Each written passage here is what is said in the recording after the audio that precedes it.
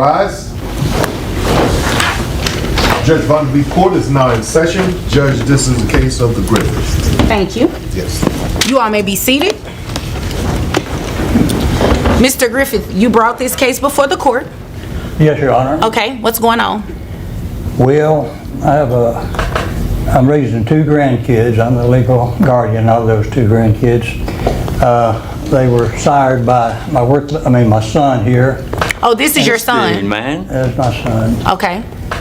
Sometimes embarrassed to admit it, but anyway.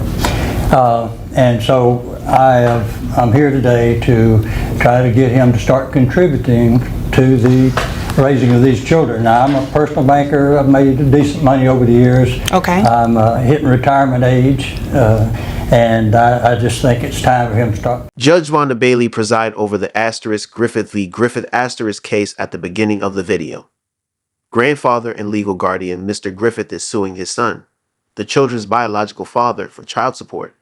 He clarifies that his son has not contributed financially and that he has been raising the children by himself because their mother is no longer involved. The case prepares the ground for a conversation about parental duty and the legal requirements of providing financial support as Judge Wanda listens intently. I agree with that. Are these children involved in any type of extracurricular activities or anything? Oh yeah, they're getting up to the age where sports are there. I'm having to run across town to soccer and then. I'm there too, man. Obviously not, and I'm not talking to you, so I need you to wait your turn. Yes, Thank ma'am. you. Yes, ma'am. I hate to admit it, but I've told him since he's a kid he's worthless, and I think it's bearing out. But, Well, sir, that's not very nice, and we're not here to talk about your son in that way. We're here to get some support, financial support for your grandkids, okay? I'm sorry, Your Honor. Yeah, you're right. Okay. So, kids involved in extracurricular activity, your son, their dad is not helping. Has he given you any money at all for the kids? He has given me no money at all, and he's not taking responsibility. He comes by and sees the kids occasionally, but he has not been much of a father to them at all. Okay. Where is the mother? Well, she couldn't take much, I guess, of him anymore, so she left. I kicked her out. You what? Excuse kicked me? her out. Excuse me. I bet. Yes, ma'am. In just a moment, you can have your time. Yes, Just a moment. So she's not in the picture. During his testimony, Mr. Griffith explains that he has been the only provider for his grandkids, who are 13 and 15 years old. He stresses that his son, who is the father of the children, has not made any financial contributions or assumed any significant parental responsibilities. The children's participation in extracurricular activities adds to the load and raises costs. Mr. Griffith is upset about his son's lack of accountability and is hoping the court will intervene and force him to help. After praising his commitment, Judge Wanda turns to listen to the son's version of events. Not anymore. We haven't heard from her in quite some time. Okay. I think the kids still remember her and they miss her, but, you know. How old are the kids? Huh? How old are the kids? 13 and 15. 13 and 15. Okay. Now, is there anything else you would like for me to know before I move to him?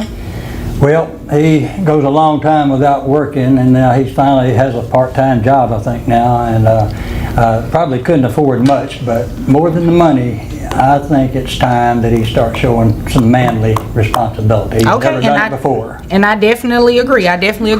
Sir, now it's your turn. Yes, ma'am.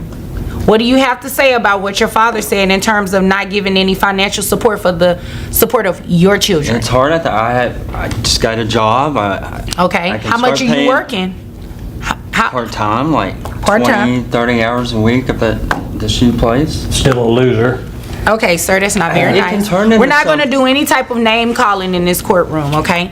Yes, You guys are not going to do that to each other. You can save that at home when you all are, just between the two of you, but not here, okay? Yes, ma'am. So you say you work about 20, 30 hours a week. Yes, ma'am. How much money do you make? $15 an hour, so a couple of thousand a month, I think. Mr. Griffith Jr. contends that child support is unsustainable due to his $15 per hour part-time employment, but his father swiftly points out a significant omission. His son recently settled a $122,000 lawsuit. Judge Wanda demands an explanation, clearly unimpressed by the lack of candor. The judge doesn't believe Mr. Griffith Jr.'s attempt to minimize the windfall, by saying he used the majority of it on braces and other costs. The entire case is changed by this discovery because the judge is now getting ready to determine child support using the settlement. I think there's something, if I may, Your Honor. Yes, sir. I think there's something Here he that, in case he doesn't volunteer it, he has just recently got a settlement Oh. to a lawsuit. Oh. And that's the main reason, at $15 an hour, I wouldn't have brought him to court. Oh. Because it wouldn't have been worth the... Now it makes sense.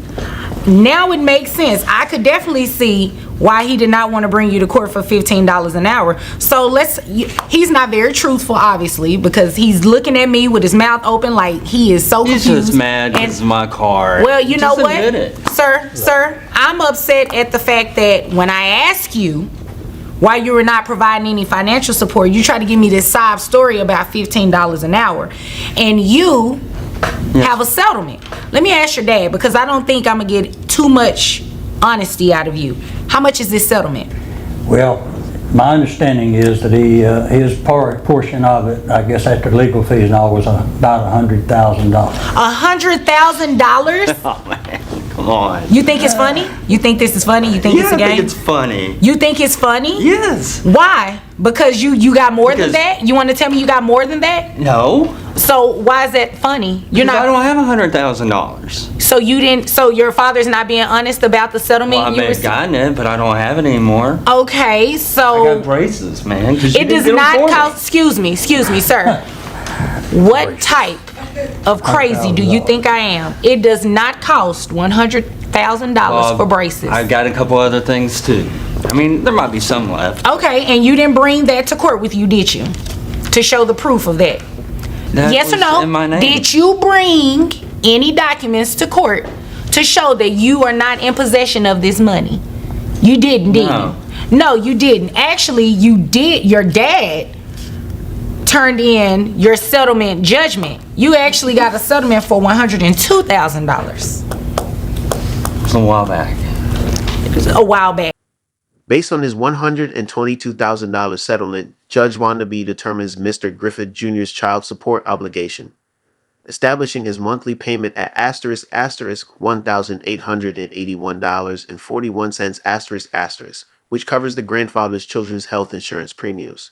She clarifies that litigation settlements and other assets may be regarded as income for child support purposes under Texas law.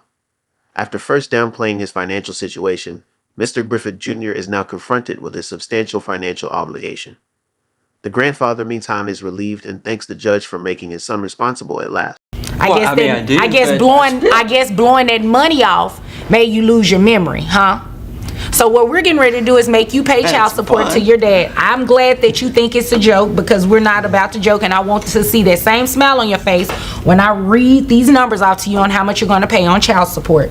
Okay, so at $102,000, I have your gross at $8,500, which brings your net to a total of $6,525.63. Okay, health insurance. Who pays health insurance? I do, Your Honor. I don't How much have is health insurance? $250 a month. $250. So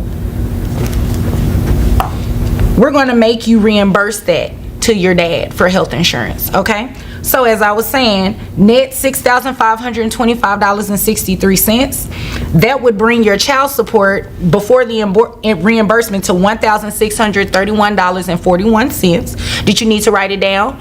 $1,631.41 plus $250 would be $1,881.41, your monthly obligation. And I gave you credit for both kids. I make $2,000 a month. Okay, but you also have a settlement for $102,000.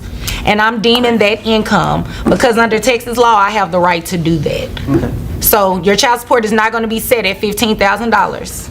I mean, I'm sorry, at based on $15 an hour. Because I'm sure you spent the $15 an hour getting those braces, not that $102,000. It's not going to work. I'm afraid, Your Honor, he has spent a lot of the rest of that too. I think that's the reason he's hawing about Well, what he is. you know what, sir, and that's fine if he did, because he has to be able to give you $1,800 a month in child support. Otherwise, you'll have far more serious issues. Okay? Right. Anything further?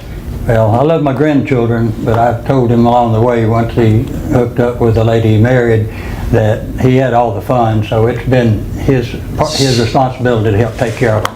This is the first time he's ever had to pay up. Well, and I thank you for bringing him to court and making him responsible, sir. Okay. If there's nothing further, you all are dismissed. Sure. Take Visa. This is great, man. The film then cuts to an instructional section in which Judge Wanda B. describes how Texas law allows settlements and other assets to be taken into account when determining child support. She highlights the value of integrity and openness in court procedures, reiterating that parents' obligations are not absolved by financial windfalls. A call to action at the end of the film invites viewers to subscribe for more courtroom insights. This case is a potent reminder that one's legal duties to provide for their children go beyond their regular income. Even unanticipated assets, such as settlements from lawsuits, are considered.